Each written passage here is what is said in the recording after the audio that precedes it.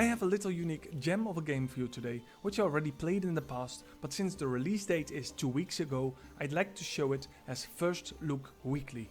And the game is Backpack Battles, and is a unique gaming experience. It's hand down the most ideal game to just chill down for a short time, play a few fast matches and be totally in sync with your inner self, as it requires high levels of focus and training. The home screen is full of clutter, a precursor to what is to come, and in the bottom middle you can find and choose a class. A ranger is focused on crit and luck, a pyromancer is focused on, well, arson, and a mage for tons of shiny things that may or may not be useful. Then we have the reaper, ideal for me and focused on lifesteal and general evil. A berserker for those who just love to punch things, and lastly an adventurer for those who like archaeology and 18th century styled backpacks. You can also choose from 3 starting bags, which will essentially lead to the same and won't give you a real massive advantage. On the right side you can get to items, recipes and more, but let's focus on the items as the list is humongous. We can filter out the common items, which are mainly your starting items, and as you can see, this game is not for the weak-minded. Each item brings new stats to the game. And then we have the recipes, and you will unlock more as you find them. It quickly shows you can also combine items to make even more powerful items. But the best way to understand the game is just to show you. So let's start an unranked game with the Reaper, and you will find yourself in the shop menu. To the left you have your current inventory with a wooden sword and a garlic. The wooden sword is a weapon that deals 1.3 damage and has 90% accuracy, which is more important, it also uses 1 stamina. Which will be, well, important later, as you need stamina to use the items. So many items will require more and may result in you doing less damage if you run out of stamina. The bag itself also gives a buff, and weapons inside that specific bag do more damage and require less stamina. The other 2 normal bags give no buff. You can place your bags in your inventory any way you like. Then lastly, the garlic is a food and it gives you 3 block every 4 seconds and 30% chance to remove 1 vampirism from the opponent. There's a lot of description, but mainly all the elements are explained and only the top message is really important for the item itself. So for the garlic, that means the block is explained and the vampirism, but also it tells you that more food makes other food trigger faster if connected to that food. Lifting up the food will show you grey stars around it. Connect any food to the sides to trigger that buff. So let's buy the banana to show this, as it's on sale. You start with 13 gold and the banana just costs 2. The bags may need to be moved a bit to connect it properly, only 1 side will count, even if you can connect more sides. Now both foods will trigger 10% faster. When hovering over the sword you will also see a little blue line going towards the shop. This is a recipe precursor and means something in the shop will activate the sword. It is the shiny shell and will create a recipe once activated. Also this can only trigger once, and adding a second sword won't make a second connection. There is enough money to empty the entire shelf, enough for 2 Steam achievements, and you are ready to fight your first battle. The battle will go automatically and the opponent has massive block, but low damage, and your healing herb, banana, garlic keeps you up just fine to make you win your first battle. You need to win 10 times with your backpack, but you have a lot of lives, so losing a few isn't a problem. Then you are brought back to the store. The shiny shell is connected now to the wooden sword and created a shell totem, which buffs other weapons. The first thing you need now is more backpack space, and luckily there's another 4-slot bag available. You can select any item and rotate it with the E key. There is a whetstone in the store which may be used to either turn the broom into a shepherd's crook or the sword into a hero's sword. You may not be able to buy everything, but you can reroll to hopefully find more bag space and prepare for round 2. Which is not the case, which means you may need to swap some to at least get the coal, as it also upgrades your weapon. Luckily the coal can be slotted inside the sword to buff it as well as upgrade it to the next round, which enables you to put the herb also back in the backpack. With both weapons ready to be upgraded, it's time for the next round.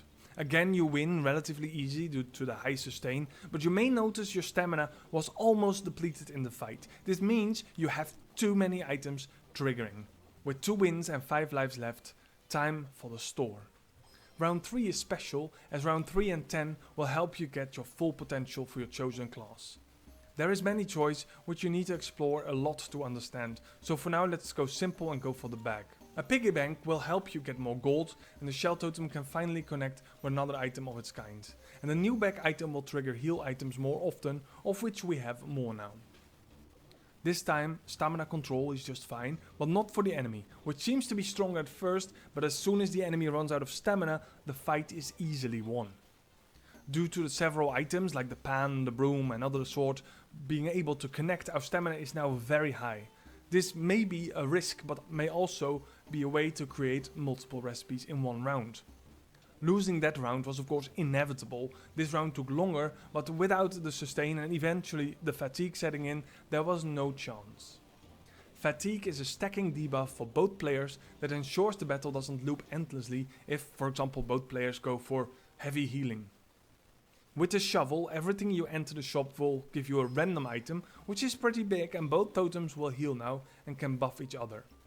Also there's a bag that gives extra stamina, but needlessly to say, the banana needs to go back, as it's the only other stamina item. A new mushroom made the difference, as the stacking poison debuff ensures the enemy died before me. The shell totems however are disastrous to the stamina, and it will vastly empower the weapons as the battle progresses, but the cost may be too high. With the newly found love for poison, the next battle is rather easy and a health is regained while a subclass is unlocked.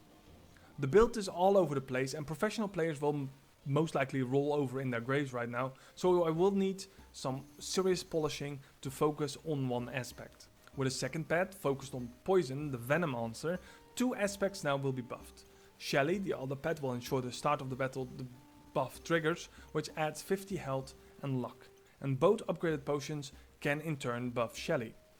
I found a hammer to break the piggy bank, but to use it will most likely result in a loss to way too high stamina. So let's hope the poison will do the job. Also with the pet hatched a new weapon, the first bit of vampirism and poison carrying the build. The debuffs on the enemy stacking up on top of that, finding a snowman also really helped getting frost debuff going, as well as two defensive items can be upgraded to the frost variant. Therefore winning the next fight went without much trouble. Slowing the enemy down on this rate was essential to winning fights, and the third fight didn't even broke through the armor. Unfortunately that didn't prevent me from losing the next battle. So well, this is probably how your first fight will go. You experiment a lot and then fail applying anything really effectively. Therefore you focus much more on one aspect of your class in the next fight, instantly seeing the result. The next try, all focus goes to vampirism, and with the greatest of success. Starting out small, but slowly gaining more and more items boosting vampirism will make you a life-stealing maniac, and nothing the enemy does will matter, as each weapon hit will heal you for insane amounts. Every battle was a breeze, and now you get the option, take the win and cash in, or go survival mode. Now you'd better be sure about your build, as you will be fighting the top of the class and will soon find out your build was strong enough to carry you far, but unfortunately not beyond. You can experiment with other classes, for example trying the adventurer. He's one of the newer classes. And he triggered another very interesting mechanic, archaeology. The whole core rotated around a hat that stole buffs from the enemies, but in the end it proved relatively weak, as you cannot really benefit from all the buffs, so you don't really know what you're stealing. If you don't want to think too much or just get started, consider the Berserker. Weapons, smithing, straightforward. You can branch off as Packmaster, which proved to be quite successful, despite me using a random item to reroll all my core items. There are also many other items, like the customer card, that can help you obtain the best of the best items. Every trophy you win can be used to style your character by choosing from different sets per character. With that insane amount of items, various classes and endless combinations, this game will guarantee to be an absolute time-burning, heart-wrenching, nail-biting and soul-reaping use of your time, and therefore I recommend this game greatly. Check it out on Steam, like and subscribe, and see you next week in the next First Look Weekly.